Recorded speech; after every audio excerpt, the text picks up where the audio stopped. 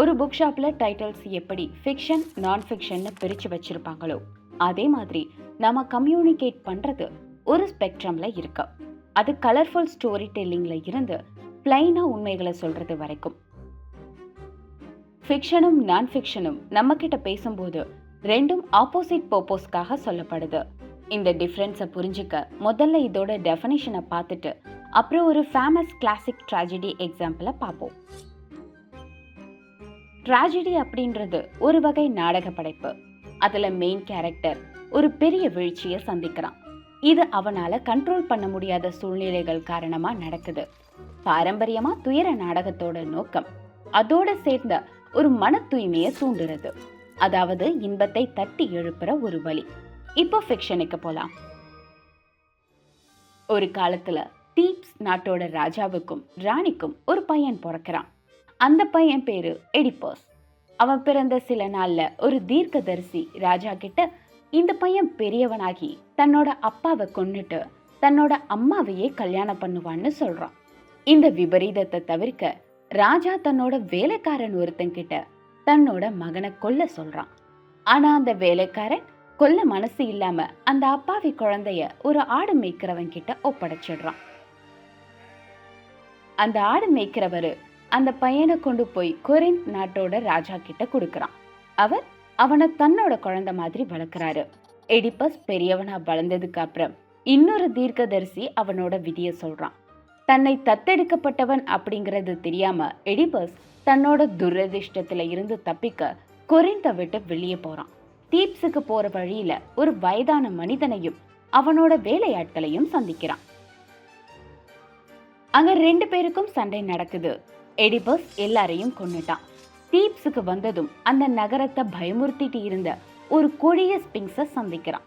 அந்த ஸ்பிங்ஸோட புதிரை Oedipus solve பண்ணதும் அது தன்னைத்தானே அழிச்சுக்கிட்டது. இந்த வெற்றியை கொண்டாட எடிபஸை தீப்ஸோட புதிய ராஜாவா முடிசூட்டினாங்க. அப்புறம் அந்த நாட்டோட ராணிய அவனோட மனைவி ஆக்கிட்டாங்க. ஏன்னா முன்னாடி இருந்த ராஜா மர்மமான முறையில கொல்லப்பட்டிருந்தார். பல வருடங்கள் கழிச்சு அவங்க 4 குழந்தைங்களோட இருந்தப்போ அந்த நகரத்தை கொள்ளை நோய்கள் அழிக்க ஆரம்பிச்சது. இந்த துரதிர்ஷ்டத்துக்கான காரணம் என்னன்னு எடிபஸ் கண்டுபிடிக்க முயற்சி பண்றான். அப்போ அவன் ஒரு வதந்தியை கேட்கிறான். அதுபடி முன்னாடி இருந்த ராஜாவை கொன்னவனை தண்டிக்காத வரைக்கும் தீப்ஸ் நகரம் அழியும்னு. முதல்ல வில்லனை கண்டுபிடிக்க முயற்சி பண்றான். அப்புறம்தான் உண்மையில என்ன நடந்ததுன்னு புரிஞ்சுக்க ஆரம்பிக்கிறான். தான் தன்னோட அப்பாவையை கொன்னுட்டு தான் அம்மாவோட வாழ்க்கை வாழ்ந்துட்டான்னு உணர்ந்த உடனே தன்னோட கண்களை குத்தி குருடன் ஆயிடுறான். ஏன்னா தன்னால தன்னோட குழந்தைகளை பார்க்க முடியாதுன்னு நினைச்சு. இப்ப இந்த 2 எக்ஸாம்பிள்ஸ் பத்தி நீங்க என்ன நினைக்கிறீங்க? இந்த 2ம் சேர்ந்து ட்ராஜடியை எப்படி புரிஞ்சுக்க உதவுது?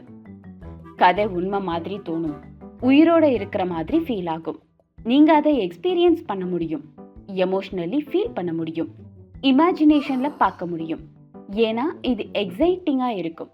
இது மூளையில ரெக்கார்ட் ஆகும், உங்க மனசை மாத்தும், ரொம்ப நாளைக்கு உங்க நினைவுல இருக்கும். ஆனா இதுக்கு ஒரு டவுன் சைடு இருக்கு.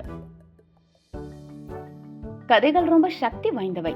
அதனால அது இருக்கிறத விட ரொம்ப காமன்னு நம்ம நினைக்க ஆரம்பிச்சிடலாம். அப்படியே பயாஸ்ட் ஆகிடுவோம். இந்த எஃபெக்ட தான் லா ஆஃப் ஸ்மால் நம்பர்ஸ்னு சொல்றாங்க. அதனால தான் நமக்கு உண்மையும் தேவையா இருக்கு. உண்மைகள் ஒரு அப்டிராக்ட் அப்புறம் போரிங்காவும் இருக்கும். நான் ஃபிக்ஷன் படிக்கிறது எக்ஸைட்டிங்கா இருக்காது. அதனால அது ஈஸியா மெமரியில ரெக்கார்ட் ஆகாது. உண்மையிலே ஒரு புக்கை முழுசா படிச்சு 1 மாசம் கழிச்சு பார்த்தா நம்மள பல பேருக்கு ஒரு ஐடியா கூட சரியா ஞாபகம் இருக்காது. ஏன்னா உண்மைகள் பலவீனமானது. அப்புறம் இது பவர்ஃபுல்லான கதைகள் கூட போட்டி போடும்போது அது நம்ம மனசை மாத்துறதுக்கான வாய்ப்பு கம்மி. ஆனா உண்மைகள் ஒரு விஷயத்த நல்லா பண்ணும். நான் ஃபிக்ஷன் நம்ம மைண்டுக்கு ஒரு கோட்பாட்டையும் ஒரு கண்டுபிடிப்பையும் ஒரு ஃப்ரேம் ஒர்க்கையும் கொடுக்குது. அது நம்மள சில அசம்ஷன்ஸ் எடுக்கவும் ஜெனரலைஸ் பண்ணவும் உதவுது.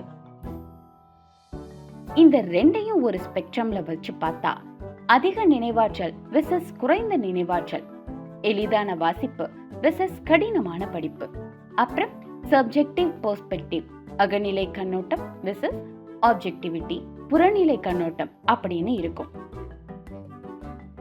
இந்த முரண்பட்ட தன்மை காரணமா ஸ்மார்ட் எஜுகேட்டர்ஸ் இந்த ரெண்டையும் சேர்த்து யூஸ் பண்ணுவாங்க. இந்த கோட் சொல்றது மாதிரி ஒரு மனுஷன் செத்தா அது துயரம், இதே 1 மில்லியன் பேர் சாகிறது ஒரு புள்ளி விவரம். ஒரு வாரோட உண்மையான தன்மையை புரிஞ்சுக்க இந்த ரெண்டையும் கன்சிடர் பண்ணணும். நீங்க என்ன நினைக்கிறீங்க? இந்த வீடியோல இருந்து நீங்க என்ன கத்துக்க போறீங்க? ரெண்டு உலகங்களோட ஒரு நல்ல மிக்ஸையா?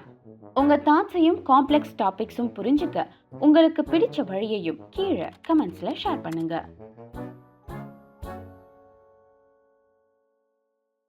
உங்களுக்கு நாங்க ரொம்ப காம்ப்ளெக்ஸ் ஐடியாஸை ரொம்ப ஈஸியா கார்ட்டூன்ல சொல்லி கொடுக்கிற விதம் பிடிச்சிருந்தா எங்களுக்கு சப்போர்ட் பண்ணுங்க.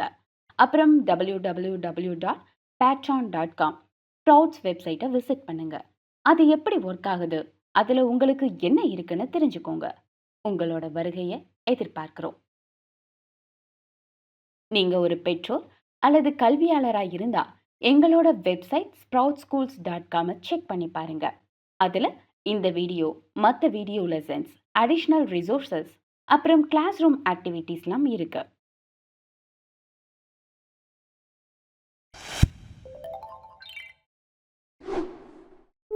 இந்த வீடியோ உங்களுக்கு யூஸ்ஃபுல்லா இருந்தா எங்களோட மற்ற வீடியோஸையும் செக் பண்ணுங்க, சப்ஸ்கிரைப் பண்ணுங்க. எங்களோட ஒர்க்கை சப்போர்ட் பண்ணணும்னா patreon.com ஸ்ப்ரவுட்ஸில் ஜாயின் பண்ணலாம். இன்னும் டீட்டெயில்ஸ், எக்ஸ்ட்ரா கண்டென்ட்காக எங்களோட வெப்சைட் sproutsschools.com செக் பண்ணி பாருங்க.